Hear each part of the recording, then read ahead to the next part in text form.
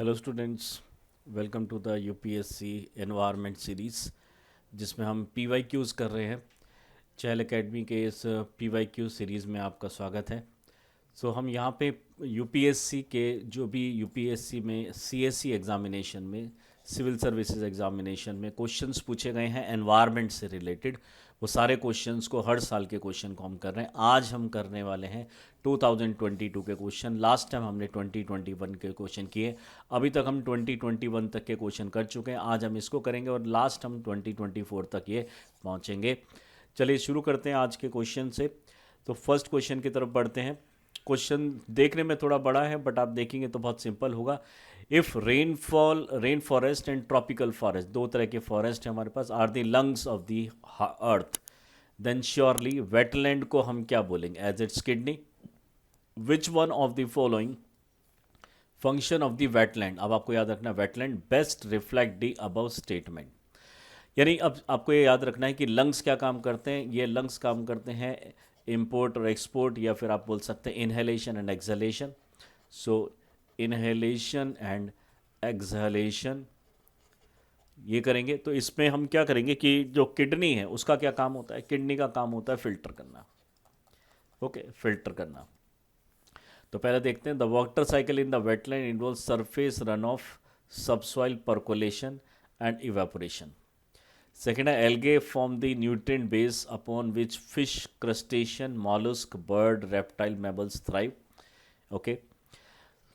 Third है हमारे पास, wetland play a vital role in maintaining sedimentation balance and soil stabilization. And fourth is aquatic plants absorb heavy metals and excessive nutrients.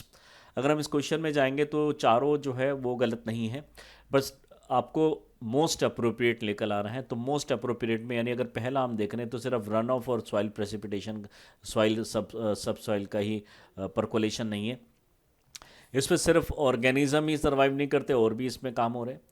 It play a vital role in maintaining sedimentation balance और soil stabilisation. इसमें से सबसे जो main काम ये करता है वो है फिल्टर करने का हैवी मेटल्स को और एक्सेसिव न्यूट्रिएंट्स को, जिससे हमें पीने का पानी मिल जाता है और जो प्लांटेशन है और जो बायोडाइवर्सिटी है वो मेंटेन हो पाती है। तो एक्वेटिक प्लांट जो वेटलैंड में होते हैं वो जो गंदा पानी होता है उसमें से जो मिनरल्स होते हैं उसको एब्जॉर्ब कर लेते हैं, हैवी मेटल्स को एब्जॉर्ब कर लेते हैं और पानी को फिल्टर करने में हेल्प करते हैं। D is actually the correct answer for this particular, क्योंकि फिल्टर यहाँ पे वर्ड पूछा गया तो हमें फिल्टर पे ही फोकस करना है, क्योंकि ये भी करेक्ट है, ये भी करेक्ट है, ये भी कहीं ना कहीं करेक्ट है, बट मेन चीज़ है यहाँ पे फिल्टर वर्ड किस में आएगा। तो फिल्टर एक तरीके से यहाँ पे डी ऑप्शन में मेंशन किया है, D is correct. So aquatic plants absorb heavy metals, excess nutrients, और ये एक तरीके से क्रूशियल रोल मेंटेन करता है in the health of the ecosystem by removing harmful substances. तो यहाँ पे जो रिमूविंग है, जैसे किडनी करती है, रिमूव करती है हार्मफुल सब्सटेंस को, ऐसे ये करता है। तो प्योरीफिकेशन में एक्चुअली में हेल्प कर रहा है, इसलिए हमारा डी आंसर करेक्ट होगा। बढ़ते हैं नेक्स्ट क्वेश्चन की तरफ में। बायो रॉक टेक्नोलॉजी, ये क्या टेक्नोलॉजी है? Is talked about in which of one of the following situation? Restoration of the damaged coral reef, correct है। Development of building material using plant material, no. Identification of areas for exploration extraction of shale gas, definitely कोई अलग technology use होती है, इसमें ये नहीं होती। Providing salt licks for wild animals in forest and protected areas, definitely no. इसमें सबसे बेस्ट जो हमें यहाँ पे लग रहा है बायो रॉक टेक्नोलॉजी, तो आप जानते होंगे कुछ टाइम पहले न्यूज़ में थी, क्योंकि कोरल रीफ्स धीरे धीरे धीरे ख़त्म हो रहे हैं। अब कोरल रीफ्स को रिस्टोर करने के लिए पानी के अंदर में एक आर्टिफिशियल स्ट्रक्चर डाला जाता है। ये जो आर्टिफिशियल स्ट्रक्चर होगा ये कोरल रीफ जैसा ही स्ट्रक्चर होगा, और उसमें करंट पास करके उसको एक तरीके से जिंदा करने की कोशिश करते हैं, एक तरीके से वहाँ पे परकोलेशन स्टार्ट करने की कोशिश करते हैं, प्रेसिपिटेशन जो है उसको बढ़ाने की कोशिश करते हैं। तो मेनली आर्टिफिशियल तरीका है जिससे हम कोरल रीफ्स को और कोरल्स की ग्रोथ को बढ़ाना चाहते हैं। तो देख लेते हैं, A restoration of the damage coral reefs, और restore damage coral reefs by creating artificial structure बनाया जाता है। आप कोरल जानते होंगे, उसका जो स्ट्रक्चर होता है यहाँ पे आर्टिफिशियल बनाया जाता है, that are electrically charged to accelerate the coral growth. Coral जो धीरे धीरे खत्म हो रहे हैं उनकी ग्रोथ को बढ़ाने के लिए, और जो ऊपर का एक्सेस अमाउंट का रीफ स्ट्रक्चर जमा हो गया होगा। कोरल आप जानते हैं, कोरल एक एनिमल होता है, हमने पिछली सीरीज में भी किया था, उससे पिछली सीरीज में जो क्वेश्चन किए थे उसमें भी किया था। तो कोरल एक एनिमल है और एनिमल होने के नाते इसको अपना खाना डेफिनेटली ये अरेंज करना पड़ेगा, ये खुद नहीं बनाता है, हेट्रोट्रॉफिक है। और हेट्रोट्रॉफिक जो ऑर्गेनिज्म हैं वो अपना मूव करके इधर उधर से खाना खाना अरेंज कर लेते हैं, लेकिन कॉरल ऐसा नहीं कर सकता क्योंकि इमोबाइल है। यानी एनिमल होने के साथ साथ ये इमोबाइल है, तो ये प्लांट की तरह ही मोरलेस बिहेव करने लगता है। इसकी वजह से कोरल के अंदर में एक एल्गे आके रहने लग जाती है, म्यूचुअल रिलेशनशिप है जिसको हम बोलते हैं जूजेंथिलई। जूजेंथिलई। तो यहाँ पे इस टेक्नोलॉजी के अंदर में इन्वॉल्व्स पासिंग अ लो वैल्यू करंट, जो है वोल्टेज करंट इसमें पास किया जाता है through a structure placed in the ocean. Okay, तो डेफिनेटली बहुत ज़्यादा गहराई में इसको नहीं रखेंगे, लेकिन हाँ जो जो जो हमारे सी कोस्ट हैं उसके आसपास में इसको रखा जाता है। This current causes minerals in the sea water to precipitate and form a limestone coating which can then serve as a substrate for the coral to grow on and helping to restore coral ecosystem that have been damaged by various factors such as climatic change सबसे main factor है, pollution next factor है, और जो physical जो changes आ रहे हैं, damage आ रहे हैं, उसकी वजह से भी। तो ए इसका करेक्ट आंसर होगा, बायोरॉक टेक्नोलॉजी कोरल रीफ्स के डैमेज को ख़त्म करने के लिए या कम करने के लिए होता है।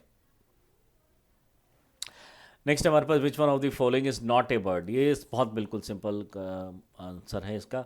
तो गोल्डन मशीर तो आपने सुना ही होगा, ये एक फ़िश है, दिस इज़ अ फिश। तो फिश है तो ये बर्ड नहीं है, बाकी ये भी बर्ड है, स्पून बिल भी बर्ड है, वाइट इबिस भी बर्ड है, तो ये सारी बर्ड हैं, बट ये बर्ड नहीं है, तो यही हमारा करेक्ट आंसर होगा ए। ये फैक्चुअल क्वेश्चन है, आपको ये याद रखना पड़ता है। जो हमारी जो शेड्यूल की लिस्ट दी हुई है वाइल्ड लाइफ प्रोटेक्शन एक्ट के अंदर में, शेड्यूल की लिस्ट है, उनको हमें लर्न करना पड़ेगा। IUCN की जो लिस्ट आती है, international union for conservation of nature, वो हमें पढ़ना पड़ेगा। और इसके साथ साथ हमारे जो दूसरे जो आप बोल सकते हैं अगर माइग्रेटरी एनिमल्स है तो उसको हमें देखना पड़ता है। कोई पर्टिकुलर एनिमल है जैसे एलिफेंट है, टाइगर है, जिनका पर्टिकुलर प्रोजेक्ट चल रहा है, टाइगर, इस तरह की चीज़ें हमें यहाँ पे करनी होंगी। तो ए जो है that is the correct answer. Next पढ़ते हैं fourth, certain features certain species of which one of the following organism are well known for the cultivator of the fungi. Fungi के कौन ग्रो करवाता है, कल्टीवेट कौन करता है? एंट करता है, कॉकरोच करता है, क्रैब करता है, या स्पाइडर करता है? अब स्पाइडर आपने देखा होगा कि ऐसा कुछ नहीं करता, वो एक पूरा नेट बनाता है और उसमें रहता है। क्रैब ऊपर एक तरीके से एक हार्ड कोटिंग बना लेता है, कैल्शियम कैल्शियम कार्बोनेट, वो भी नहीं करता। कॉकरोच भी, कॉकरोच ये फंगाई खाता जरूर है लेकिन उसको ग्रो करवाने में हेल्प नहीं करता। एंट ऐसा करती है, सारी एंट ऐसा नहीं करती हैं, लेकिन कुछ एंट ऐसी होती हैं जो क्या करती हैं, लीव्स वगैरह तोड़ लेती हैं और लीव्स को लाके अपने घर के आसपास जमा कर लेती हैं। लीव्स के ऊपर क्या होगा, बायोटिक है, और बायोटिक है तो ये धीरे धीरे सड़ने लग जाएगा, और जब ये सड़ने लग जाएगा इसके उसमें में फंगस जम जाएगा, और जब फंगस जम जाएगा तो एंट जो है ऐसे दिनों में जब वो बाहर नहीं निकल सकती है उस दिन में ये खाती रहती है। तो अपने फूड का जो इंतजाम है वो पहले ही कर लेती है। लीव्स की जो पत्तियाँ होती है प्लांट्स की, उनको तोड़ के अपने घर के आसपास पहले से रख लेती है, जिससे ये सर्वाइवल होता है इनका। तो ant is the correct answer. Leaf cutter ant भी बोलते हैं इसको, जो ये ऐसा करती है। The cut leaves and carry them back to their nest where they use the leaves as a substrate to grow specific type of fungus. then use this fungus as their primary food source की तरह उसको use करती है और उसको धीरे धीरे करके खाती रहती है। तो ए इज़ करेक्ट आंसर। बढ़ते फिफ्थ क्वेश्चन की तरफ। Consider the following statement, other than those made by human nano particle do not exist in nature. ऐसा नहीं हो सकता। ये आपको अगर देखेंगे तो नैनो पार्टिकल्स तो बहुत ज़्यादा नेचर में एग्जिस्ट करते हैं, यानी ऐसा नहीं कि हम ही बनाए तभी। एक तो पॉल्यूशन के अंदर में बहुत सारे नैनो पार्टिकल्स ऑलरेडी प्रेजेंट होते हैं, एस्बेस्टस के हो गए, हमारा स्टील के स्लैग हो गई, बहुत सारी चीज़ें होती हैं। तो एक तो उसके अंदर में डेफिनेटली मिलेगा। दूसरा हमारे पास जो बकमिंस्टर फुलरीन है, बकमिंस्टर फुलरीन, ये भी कार्बन 60 जिसको हम बोलते हैं, कार्बन 60, ये भी एक नैनो पार्टिकल है। पॉल्यूशन के पार्टिकल भी नैनो पार्टिकल्स होते हैं, तो ऐसा नहीं है कि ये नहीं होता है। डेफिनेटली ये स्टेटमेंट तो रॉन्ग हो जाएगा। अगर फर्स्ट रॉन्ग है तो डेफिनेटली ये रॉन्ग हो जाएगा और ये रॉन्ग हो जाएगा। नेक्स्ट है nano particles of some metallic oxides are used in the manufacturing of some cosmetic. Definitely कुछ टाइम पहले एक लिपस्टिक का भी क्वेश्चन पूछा गया था, और लिपस्टिक के अंदर में आयरन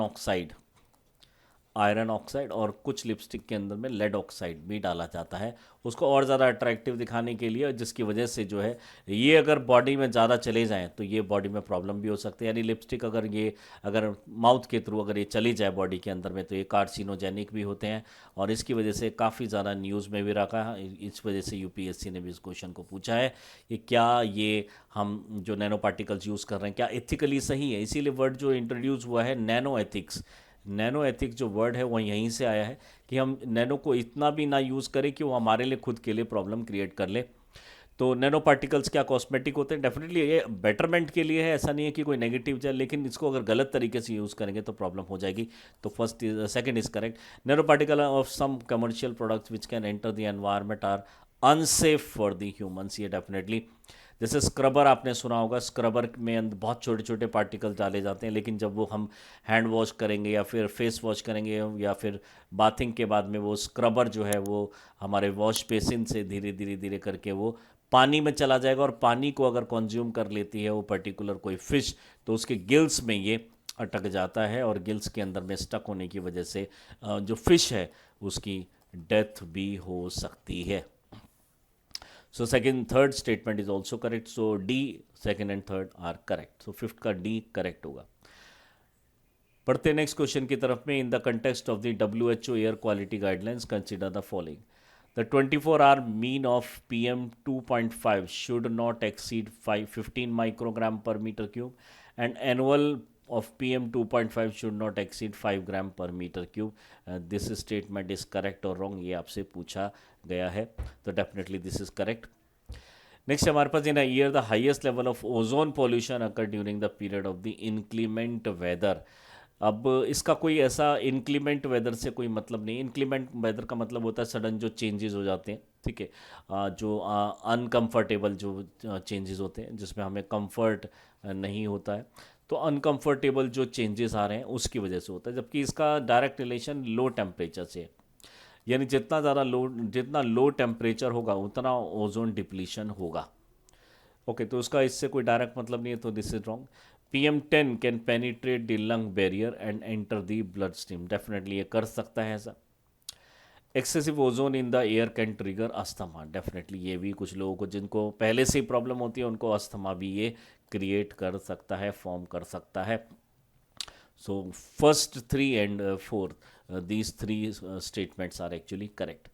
अगर आप जानते हैं तो पार्टिकुलेट मैटर्स जो होते हैं, किसको हम बोलते हैं particulate matter? Particulate matter actually में कोई भी living, non living, organic, inorganic कोई भी सब्सटेंस जो कि एयर में मिक्स्ड है और उसका साइज 0.001 माइक्रोन से लेकर 500 माइक्रोन के बीच में है, that is known as particulate matter. और इसके अंदर में जो हमारा पार्टिकुलेट मैटर अगर 2.5 अगर कहीं पे मेंशन्ड है तो इसका मतलब होता है 0.001 माइक्रोन से लेकर 2.5 माइक्रोन के पार्टिकल्स। PM10 का मतलब होता है 2.5 माइक्रोन से लेकर 10 माइक्रोन के पार्टिकल्स। ओके, तो इसका जो आंसर होगा ए इज़ करेक्ट। तो वही मैंने यहाँ पे लिखा है WHO एयर क्वालिटी गाइडलाइंस के अकॉर्डिंगली जो PM 2.5 है वो पर डे इतना नहीं होना चाहिए, और जो पर ईयर है वो इतना एवरेज से ज़्यादा नहीं होना चाहिए। In a year the highest level of ozone occur in the during the period of the inclement weather. ये स्टेटमेंट होता है, ठीक है, रॉन्ग है, क्योंकि इसके अंदर में इससे कोई डायरेक्ट रिलेशन नहीं है।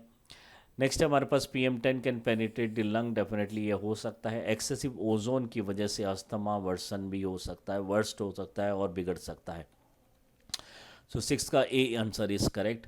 बढ़ते सेवन्थ क्वेश्चन की तरफ में। Carbon monoxide, nitrogen oxide, ozone and sulphur, इनमें से आपको बताना है कि कौन सा जो एजेंट है वो एसिड रेन में यानी एक तरीके से पार्टिसिपेट करता है। तो अगर हम एसिड रेन में पार्टिसिपेट की बात करेंगे तो आपको ध्यान रखना है कि HNO3 और H2SO4 यही दो मेन कंपोनेंट्स होते हैं एसिड रेन के अंदर में। तो अगर एसिड रेन कहीं पे होती है तो सबसे ज़्यादा क्वांटिटी में ये, अदरवाइज HCl भी निकलता है, CO2 भी निकलता है, CO भी निकलता है, SO2 भी निकलता है, NO2 भी निकलता है, लेकिन ये माइनर में होता है। जो मेन होते हैं वो ये है। तो ये एक में नाइट्रोजन आ जाएगा और एक में सल्फर डाइऑक्साइड हो जाएगा डेफिनेटली। ये दोनों जो है हमारा ये करेक्ट है।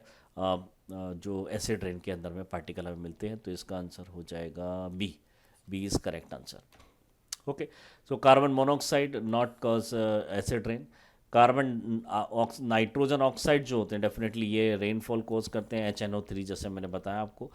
और ओजोन भी डेफिनेटली डायरेक्टली नहीं, SO2 लेकिन करता है जैसे कि H2SO4 की फॉर्म में, सल्फ्यूरिक एसिड की फॉर्म में। तो 7th का बी आंसर इज करेक्ट। बढ़ते हैं 8th क्वेश्चन की तरफ में। Which one of the following crops among the following crops which one is the most important anthropogenic source of both methane and nitrous oxide? इन दोनों के अंदर में कौन सा मीथेन भी प्रोड्यूस करता है, नाइट्रस ऑक्साइड भी प्रोड्यूस करता है? तो ये है हमारा राइस। राइस आप जानते होंगे एक ऐसी क्रॉप है, इन चारों में से अगर कंपेयर करें तो राइस एक ऐसी क्रॉप है जो बहुत ज़्यादा एसिडिक कंडीशन में भी इजीली सर्वाइव कर जाती है। एसिडिक कंडीशन में भी इजीली सर्वाइव कर जाती है। तो ये जो राइस है इसका करेक्ट आंसर होगा। बाकी जो कॉटन है, शुगर केन है और वीट है वो इतनी एसिडिक कंडीशन में सर्वाइव नहीं कर पाती है। तो यहाँ पे है कि मोस्ट एंथ्रोपोजेनिक सोर्स ऑफ ये मीथेन और नाइट्रोस ऑक्साइड प्रोड्यूस कौन सा करता है? राइस करता है, और उसमें वो सर्वाइव भी कर सकता है। तो methane especially in the flooded paddy field creates anaerobic low oxygen condition that promote the methanogenesis, yani methane production by microorganism in the soil. This makes the rice the largest agricultural source of methane emission globally. Nitrous oxide की अगर हम बात करें, nitrogen based fertilisers होते हैं इसके अंदर में। GWPs यानी ग्लोबल वार्मिंग पोटेंशियल इसका बहुत ही ज़्यादा होता है। तो इसका जो आंसर होगा that is the B is correct answer. 9th का देखते हैं। With reference to the Indian laws for the wild life protection act 1972 consider the following statement. कौन सा स्टेटमेंट इसमें करेक्ट होगा? Wild animal are the sole property of the government. ये जो word है ये थोड़ा सा हमें एब्सर्ड लग रहा है डेफिनेटली। तो सोल प्रॉपर्टी इसको हम ऐसा नहीं बोल सकते। When a wild animal is declared a protected, such animal is entitled for equal protection whether it is found in the protected area or outside. Definitely कुछ ही पर्टिकुलर एरिया में, लगभग पूरे इंडिया का अगर हम देखेंगे तो 15.5% एरिया जो है हमारा प्रोटेक्टेड में कंसीडर किया जाता है। लेकिन अगर कोई वही एनिमल अगर हमें बाहर मिले अनप्रोटेक्टेड एरिया के अंदर, अनप्रोटेक्टेड एरिया का मतलब है जहाँ पे हमने national park, wild life centuries declare नहीं किया, वहाँ पे भी तो टाइगर हमें मिल सकता है, वहाँ पे भी तो लायन हमें मिल सकता है। इस वजह से यहाँ ये जो प्रोटेक्शन है वो ऐसा नहीं है कि सिर्फ प्रोटेक्टेड एरिया में मिलेगी, अनप्रोटेक्टेड यानी पूरे इंडिया में अगर कोई एनिमल है तो उसको वही प्रोटेक्शन लेवल मिलेगा जो उसको national park, wild life sanctuaries, biosphere reserves और marine protected areas, conservation reserves और कम्युनिटी रिजर्व्स के अंदर में मिलता है, वही जो है आउटसाइड भी मिलेगा। Second statement is correct. Apprehension of protected wild animals become a danger to human life is sufficient ground for its capture or killing. ठीक, अगर वो डेंजर ही हो गया है ह्यूमन लाइफ के लिए और जो क्रॉप्स है उसको ख़राब कर रहा है, तो अब इस केस में पहले जो कॉन्सेप्ट था वो वर्मिन का एक कॉन्सेप्ट था। वर्मिन, ये जब क्वेश्चन आया 2022 में तब तक भी वर्मिन का कॉन्सेप्ट रहा है हमारे वाइल्ड लाइफ प्रोटेक्शन एक्ट में। वर्मिन वो ऐसे एनिमल होते हैं जिनका नंबर्स ज़्यादा है, ऑलरेडी जिनका नंबर्स ज़्यादा है, और जो किसी तरीके से ह्यूमन के साथ उसका कॉन्फ्लिक्ट होता है, तो उस केस में कुछ पर्टिकुलर टाइम पीरियड लगा के उस पर्टिकुलर एनिमल को किल करना अलाउड होता है अगर वो परेशान कर रहा है। तो उदाहरण के तौर पे अगर एलिफेंट है केरला के अंदर में, बहुत ज़्यादा उसकी पूजा भी होती है और एलिफेंट जो है क्रॉप्स भी डिस्ट्रॉय करते हैं, कई बार ह्यूमंस को भी ये किल कर देते हैं। ऐसे केस में केरला गवर्नमेंट ने कई बार सेंट्रल गवर्नमेंट से परमिशन मांगी है कि हम वर्मिन डिक्लेयर कर देते हैं एलिफेंट के लिए। अगर एलिफेंट को डिक्लेयर किया जाता है, अगर सपोज कीजिए ऐसा, तो उस केस में क्या होगा, उस केस में एलिफेंट की किलिंग उस टाइम पे अलाउड होगी जब ये एक एलिफेंट प्रॉब्लम क्रिएट करे। ऐसा नहीं कि अगर वर्मिन डिक्लेयर कर दिया तो आप किसी भी एलिफेंट को नहीं छोड़ेंगे, ऐसा नहीं होगा, ऐसा नहीं होगा, इसमें अलाउ नहीं किया गया है। तो डेफिनेटली जब किसी एनिमल को अगर वर्मिन डिक्लेयर किया गया तो प्रॉब्लम क्रिएट करते वक्त उसको यहाँ पे किल करने की परमिशन दे देती है कुछ गवर्नमेंट, कुछ पर्टिकुलर टाइम पीरियड के लिए, जैसे कि 1 डे के लिए, 2 डे के लिए, 1 वीक के लिए, 2 वीक के लिए, इस तरीके से यहाँ पे टाइम देते हैं। तो थर्ड स्टेटमेंट इज ऑल्सो, अगर हम देखेंगे नाइन्थ के अंदर में, तो protection becoming a danger to human life is sufficient ground for capture और किलिंग। लेकिन ये इसको याद रखिएगा, इसके अंदर में इन्होंने वर्मिन वर्ड यूज़ नहीं किया है।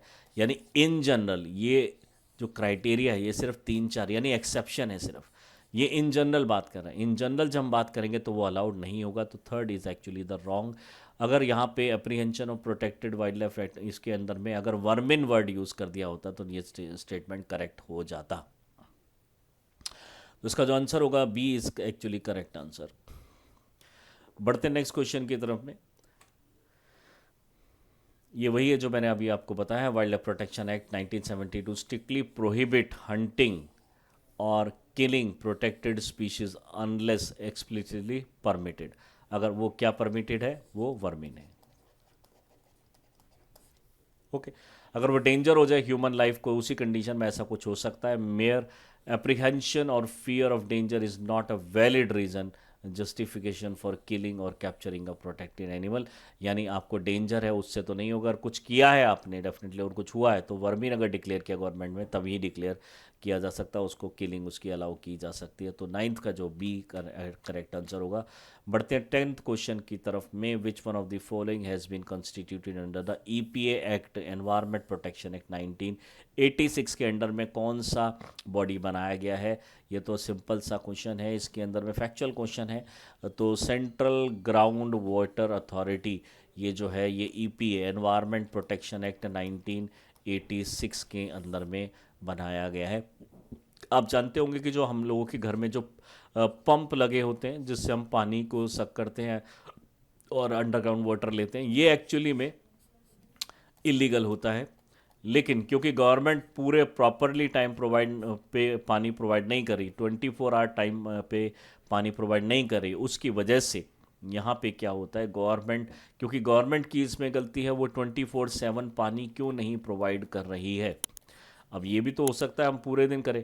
अब गवर्नमेंट का मानना है कि अगर हम 24/7 वाटर दे देंगे तो मिसयूज़ बहुत ज़्यादा होगा और पानी की लिमिटेड सप्लाई होती है, तो डेफिनेटली उस वो तो नहीं कर सकते। अब लोगों ने क्या किया, अपने आप खुद ही उसका बंदोबस्त कर लिया, ये खुद पंप लगा लेते हैं, लेकिन इससे ग्राउंड वाटर डिप्लीशन बहुत ज़्यादा लेवल पे हो रहा है। तो ग्राउंड वाटर अथॉरिटी जो है एनवायरनमेंट प्रोटेक्शन यानी एनवायरनमेंट को बचाने के लिए लाई गई थी। So Central Groundwater Authority was constituted under the Environment Protection Act 1986 और it was established in 1997 under the Section 3 or Subclause 3 of EPA 1986। इसका मेन पर्पस ये ओवर एक्सप्लॉयटेशन को रोकना और इसके अंदर में इशू करना गाइडलाइंस और no objection certificate for the ground water extraction. तो अगर परमिशन चाहिए किसी प्रोजेक्ट के लिए, पानी निकालने की ज़रूरत है तो तब ये परमिशन देती है, अदरवाइज ये जनरली परमिशन नहीं देती। 10th का सी जो होगा करेक्ट आंसर होगा। 11th क्वेश्चन की तरफ बढ़ते हैं। मियावाकी मेथड जो है किसके लिए फेमस है? मियावाकी आपने कुछ टाइम पहले 2022 में जो ये क्वेश्चन आया है, 2020 से लेकर 2022 तक आपको सुनेंगे इस टॉपिक को, क्योंकि मियावाकी एक पर्टिकुलर पर्सन का नाम है जिसने ये टेक्निक बताई थी। उसने बोला था कि हम लोग अर्बन फॉरेस्ट्री पे भी फोकस कर सकते हैं। हम सिर्फ रूरल की बात कर रहे हैं, लेकिन अर्बन फॉरेस्ट्री पे अगर फोकस करें तो बहुत बड़ा एरिया हमारा कवर हो जाता है। तो एक छोटे लेवल पे डेंस फॉरेस्ट लगाना, एक छोटे लेवल पे डेंस फॉरेस्ट लगाने को ही हम यहाँ पे मियावाकी मेथड बोलते हैं। तो क्या इसमें से देख लेते हैं कौन सा करेक्ट होगा। Promotion of commercial farming in arid and semi arid, farming तक ठीक है लेकिन एरिड सेमी एरिड का इसमें कॉन्सेप्ट नहीं है। Development of garden using genetically modified flora,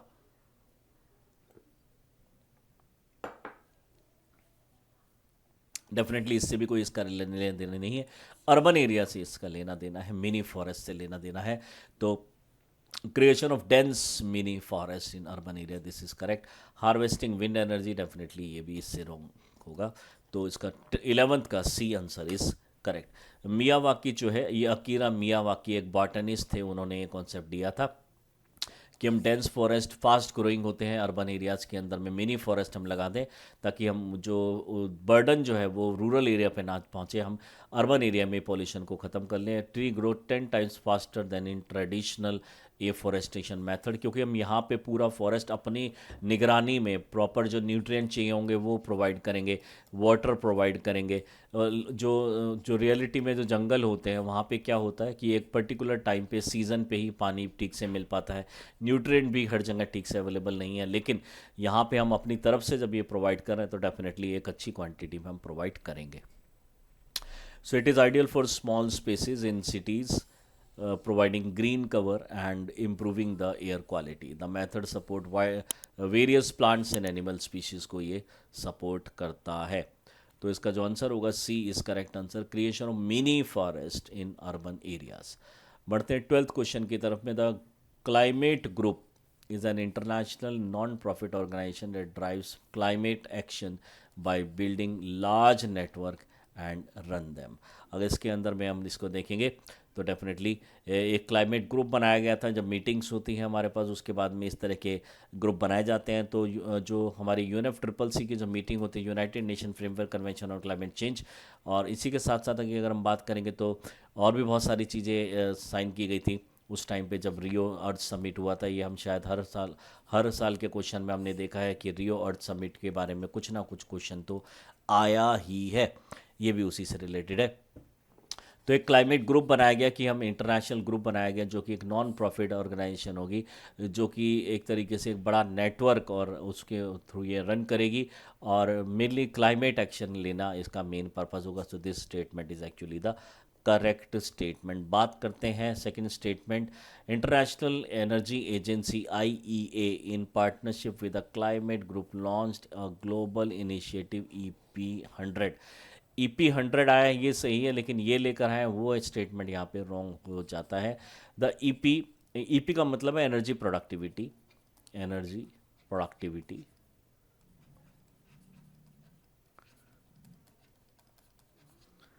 Energy productivity brings together leading companies committed to driving innovation in energy efficiency and increasing competitiveness while delivering an emission reducing goal. Definitely this is correct.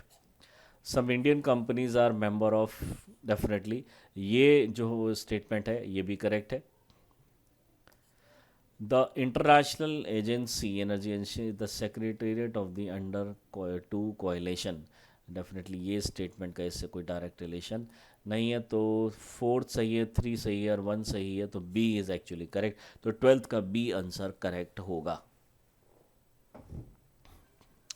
So climate group एक international non profit organisation group है। RE 100 EP100। तो renewable energy, electrical vehicle और electrical जो हमारा energy productivity है उस पर काम कर रहा है। रिन्यूएबल एनर्जी और एनर्जी एफिशिएंसी और इलेक्ट्रिकल मोबिलिटी हमें बढ़ानी है। EP100 was not launched by International Energy Agency. It is launched by Climate Group in partnership with the Alliance to Save Energy। ठीक है, दो चीज़ें इसमें, अलायंस टू सेव एनर्जी और जो क्लाइमेट ग्रुप है उन्होंने इसको मिलके बनाया है। नेक्स्ट अगर हम बात करें, it brings together companies committed to energy efficiency, innovation और energy reduction, emission reduction while maintaining the competitiveness. This statement is actually the correct. Indian company जैसे कि महिंद्रा हो गया, गोदरेज हो गया, डालमिया हो गया, cement are the member of EP100, जो कि वहाँ पिछले स्टेटमेंट में रॉन्ग था। Under 2 coalition is an international climate group focused on the sub-national climate actions. IAA is not having a secretariat in this particular region, and it was not formed under the under 2 coalition. So this is wrong. So 12th का B answer is correct। 13th question की तरफ बढ़ते हैं। Climate action tracker जो अभी कुछ time पहले launch किया गया, which monitors the emission reduction pledge of different countries is A. ये किससे रिलेटेड है? Database created by the coalition of research organisation. Definitely जो क्लाइमेट से रिलेटेड जो एक्शन लिए गए उसका डेटाबेस कलेक्ट करना। सेकेंड है wing of IPCC, inter governmental panel on climate change. Definitely wrong हो जाता है। Committee under United Nation framework convention on climate change, ये भी डायरेक्टली करेक्ट नहीं है, कहीं ना कहीं ठीक है बट ये पूरा ठीक नहीं है. Agency promoted and financed by UNEP and World Bank. United Nation Environment Programme and World Bank, क्या ये स्टेटमेंट करेक्ट होगा? ये भी स्टेटमेंट करेक्ट नहीं है. तो first is correct, database created by the कोalition. So it is an independent scientific project that monitor climate action and government commitment across the world. Climate analytics और new climate institutions इसके अंदर में create किए गए हैं. CAT assess whether countries emission reduction pledge are in line with the Paris Agreement goal of keeping global warming below 1.5 degrees Celsius. उसका 13 का A answer is correct. Next बढ़ते हैं 14 क्वेश्चन की तरफ में. System of rice intensification of cultivation in which alternative wetting and drying of rice field is practice result in. So reduce seed requirement, reduce methane production, reduce electrical consumption, इसमें से कौन सा हमारा करेक्ट स्टेटमेंट होगा? Definitely rice intensification हमें करना है cultivation के अंदर, और in which alternative wetting and dry of ये किया जाता है. यानी हम एक तरीके से आप बात कर सकते हैं कि जो फ्लडिंग है, आपने देखा होगा कि जब राइस की क्रॉप ग्रो की जाती है तो उस टाइम पे फ्लडिंग इरिगेशन की जाती है, यानी पूरे खेत को भर दिया जाता है पानी से. अब क्या इतना रियलिटी में इतना पानी चाहिए होता? नो डाउट राइस को थोड़ा ज़्यादा पानी चाहिए, लेकिन क्या स्टैंडिंग वाटर में भी इतना ज़्यादा स्टैंडिंग वाटर चाहिए? तो इसमें क्या किया जाए, 3 या 4 बार इरिगेशन किया जाए. Instead of 1 irrigation for more time, हम मोर इरिगेशन करें फॉर स्मॉलर टाइम. तो रिड्यूस सीड रिक्वायरमेंट हो जाती है इससे, मीथेन प्रोडक्शन रिड्यूस्ड और इलेक्ट्रिकल कंजम्पशन रिड्यूस. और अगर हम इसकी बात करेंगे तो D is actually the correct answer. बढ़ते हैं नेक्स्ट क्वेश्चन की तरफ में. पूछा गया नाइट्रोजन फिक्सिंग बैक्टीरिया प्लांट्स कौन से होंगे? आप देखेंगे कि कुछ साल पहले नाइट्रोजन फिक्सिंग बैक्टीरियाज पूछे गए थे, और अब इस क्वेश्चन में पूछा गया है नाइट्रोजन फिक्सिंग प्लांट्स के बारे में बताइए. तो बहुत सिंपल क्वेश्चन है ये डेफिनेटली फैक्चुअल क्वेश्चन है, लर्न करना पड़ता है. क्लास में हम लोग इसको इसीलिए पढ़ते भी हैं. नाइट्रोजन फिक्सिंग बैक्टीरियाज भी पढ़ने होते हैं, नाइट्रोजन फिक्सिंग प्लांट्स भी. दोनों के अगर आप 10-20 एग्जाम्पल जानते हैं तो ये क्वेश्चन आसान से हो सकता है. अल्फल्फा जो है ये एक बहुत बड़ी ग्रास है, ऐसी ग्रास है जो बहुत सारा न्यूट्रिशियस होती है, इसलिए ग्रासेस की कैटेगरी में काफ़ी अच्छी कैटेगरी मानी जाती है इसकी. और ये ग्रेजिंग के लिए बहुत ज़्यादा यूज़ किया जाता है. तो first statement is correct, first option is correct. Amaranth ये जो है डेफिनेटली ये तो हमारा नाइट्रोजन फिक्स नहीं करता है. चिकन पी ये करता है डेफिनेटली. क्लोवर भी करता है. कुल्फ़ा नहीं करता है. स्पाइनच तो और ज़्यादा अलग गलत हो जाएगा, तो ये दोनों नहीं करते हैं. तो 1, 3 and 4 these 3 are actually the correct. So alfalfa जो है एक लेग्यूमिनस प्लांट है, ग्रास है. अमरंथ ये नहीं करता है. चिकपी करता है, लेग्यूमिनस है ये भी. क्लोवर ये भी लेग्यूमिनस है. और पर्सलेन जो है kulfa does not fix nitrogen. स्पाइनच does not fix nitrogen. तो इसमें अगर हम देखेंगे तो 15 के अंदर में A option is actually the correct answer.